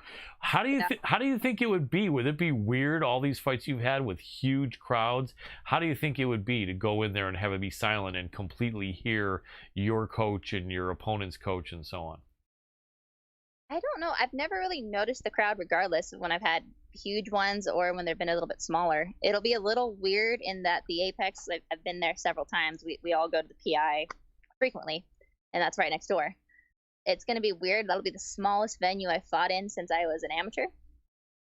But I don't know if I'll notice. I know there'll be a handful of people in there, but I'm going to have to experience it. I don't know. Absolutely. Do you look at odds, because you are the favorite anywhere from -165 to -188? Do you know what those numbers mean, and do you look at that, and do you ever wager? I never pay attention to that, and I'm not much. No, I'm not really a gambler type person. I give you a lot of credit for that, because it's not really going to help you, and it's definitely a slippery slope you can go down. Does it matter to you whether you're a favorite or not, and do you feel differently if you find out you are or you're not? Not at all. So a fight's a fight regardless, and anybody can win on a given night. I've never looked at that. It doesn't matter at what point in my career. It's always that opponent's the toughest one on the planet, and anybody can have a bad night. That is very true. Well, we're only going to keep you 3 minutes more, and there's so many questions. So if you don't mind, let me throw some rapid fire at you, okay? Go for it. Awesome. Okay. Do you ever talk to your fans on social media? Do you find this is a cool thing, and you've had some wonderful feedback that you like, and some of your fans are cool as hell? Or do you find it's a place where people are really trying to piss you off, and you really would rather avoid it, or what? Okay, so that's 50-50. Sometimes, and there are really cool fans and really cool people on there that I've met, and some I've even met in person. And there's some positivity, and that's great. But there's also, especially if you're a female athlete, there's a lot of creeps. There's a lot of that kind of thing, where more so even than the negativity. And you get hated on, period. Anybody that's got a little bit of somebody knows you, you're gonna get hate. Yep. Doesn't matter what you do. You could be giving food to the hungry, you'll get hated on. But for me, it's, yes, I do like to communicate with a certain number of they seem like very nice people. But the creepers kind of balance that out, so it's like 50-50. Yeah, makes sense. Also, if you meet people in random places like an airport or just hanging out, whether it's men or women, and you get to talking and you admit you're an MMA fighter, are people all still really not really surprised by that? Or do you get some people say, wow, woman MMA fighter? Like, what's been your reaction, and is it ever something funny? So I never bring it up.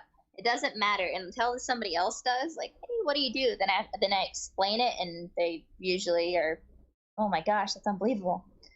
So it's very seldom, and if it's a conversation that they've brought it up first, like somebody recognized me, like, oh my gosh, that's different. They're already aware. But when you're explaining what your job is, that's a little different, and it could have some interesting reactions. Yeah, I've actually heard some female fighters say when they're at an airport or somewhere after a fight, and they might have like a black eye, that sometimes an older woman would say, dear, don't stay with him, leave him, get away from there, right? And you're like, no guy was beating me up, it was an MMA fight and I won, so it's what I get paid for. Right. Yeah, that before, but from like training, but it's normal. That's cool. Last question. What advice would you give to a female fighter that's like as young as you were when you were thinking of starting, or maybe a little bit older than that, as far as what she can do to best be prepared, and maybe what qualities she needs to have for this to turn out to be something that she can be successful at? If she really wants it, she just needs to show up. It doesn't matter anything else, ability, all that. The most important thing is show up. Have perfect attendance. Every single class, you will get better. And stay away from the dudes. So I've seen so many females and just men and women, their careers are ruined early on by basically the things that aren't important. So keep to yourself. Do not date your gym. And show up to every single practice. I love that. That's great advice. What's the best social media source for people to show you love and follow you and cheer you on? So I've always thought my name was weird enough. It's why I don't have a ring name, and all my social media is just me. It's Aspen Lad. Awesome. Well, Aspen, I really appreciate your time. It's been so awesome meeting you and getting to know you at least as much as you can from interview. You're awesome. Our whole team at the MMA Power Hour was excited about you coming, and we really appreciate your time. We'll be cheering for you. Keep up the great work you do. Thank you very much, and thank you for dealing with the extra audio you've had half this interview. Not a problem. I'm a big animal lover from a long time ago, so I'm glad to see you're loving your dogs. And yeah, it was a pleasure. You have a great night and take care. You too. Thanks. Bye. Bye-bye. And that was Aspen Ladd, the first time we've had her on. We've known about her the entire time we were on, that we've been on the air. Since day one, I think we've been trying to make this one happen. And we finally have. And I remember thinking, you know, we're so many women, because I've always, as you know, really appreciated and respected my female fighters. I always have a great rapport with them, and it means a lot because I respect them. I don't talk trash, piss them off, try to say embarrassing stuff. Ever.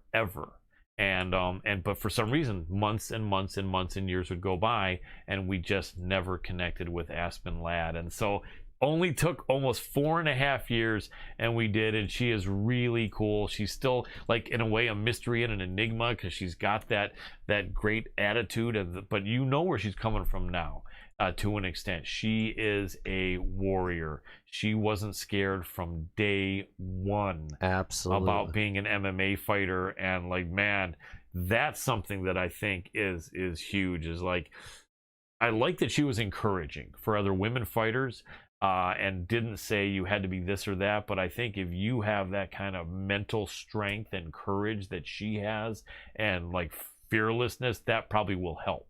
Absolutely. Yeah. And you know, I think you know, we've had Macy Chasson on quite a few times, and I hate saying this with previous guests in general, but I do think Aspen does have this one. The odds makers have it right with her being the favorite. Yeah. She is just a beast in there in the cage, and is going to walk away with a W. I'm pretty confident in it. Yeah, I think so too. I mean, Macy is very, very tough. Macy presents. It's going to be a banger. This will be a fun one to watch. It really is. And Macy's so tall and has got some hands and some jiu-jitsu. She's definitely got reach, and length here. Aspen, I think, has a little bit more of experience, and has a little bit higher level of competition, and she's just so confident. I mean, look at that. Save for that one fight that she got in 16 seconds. Look at that. What is she, 10-1? 9-1. 9-1. And the one fight she lost, it wasn't like she got a beatdown. She got caught by an absolute striking legend in Jermaine Durandamy. And so, no, she's incredible. And yeah, I think Aspen is going to do really well. She may be destined to be a champion. And she's super young. What is she, 26 now? 26, yeah, and she's been in this game for 10 years. So big respect for her. What a likable person. I really like her, and I definitely will look forward to talking to her again. Huge respect. Yep, absolutely. So Dr. Adam Roorda, why don't you... Another amazing episode. You guys are absolutely amazing as viewers, listeners. Catch us over on Fight TV if you're catching us anywhere else. It's FITE.tv. Go into the search bar and type in MMA Power Hour. Same goes for all the social media. It's at MMA Power Hour. Give us all the likes, comments, shares. We appreciate the love. Thank you in advance for that. And Colin, another amazing episode. Unfortunately, we missed one guest, but man, we're actually getting this down to a science. I can tell you that. We are. We're having a good flow, I think, and we're having a lot of fun and hopefully entertaining you guys. And yeah, Brendan Loughnane didn't make it. Not throwing him under the bus, but his people at PFL did everything they could. I don't know if he's on the other side of the globe. It's a scheduling thing. It's probably it. He may have fallen asleep in England, because this would have mean he would have been up at 3 in the morning or whatever. It happens. It does, you know, but we're going to talk and see if we can get him next week, because he's an exciting, charismatic guy on a great win streak, and he is one of the few fighters that made the playoffs in the PFL. So that means he's in the running for the $1 million prize if he wins, I think, like 2 or 3 more fights, which all should take place before the end of this year. And I'm going to throw this out there because I do know a lot of you that pay attention are actually in the music world as well. If you are a DJ, I don't know if you saw, but Triller is hiring somebody now for their DJ. It's $1 million for a year. So they are hiring, they are looking. I just wanted to put that out there. That is a little bit of news that a lot of you may not know about. I like that. Well, you could be DJ Jazzy Adam. I'm not a DJ. Oh, man. Well, I guess that idea is out.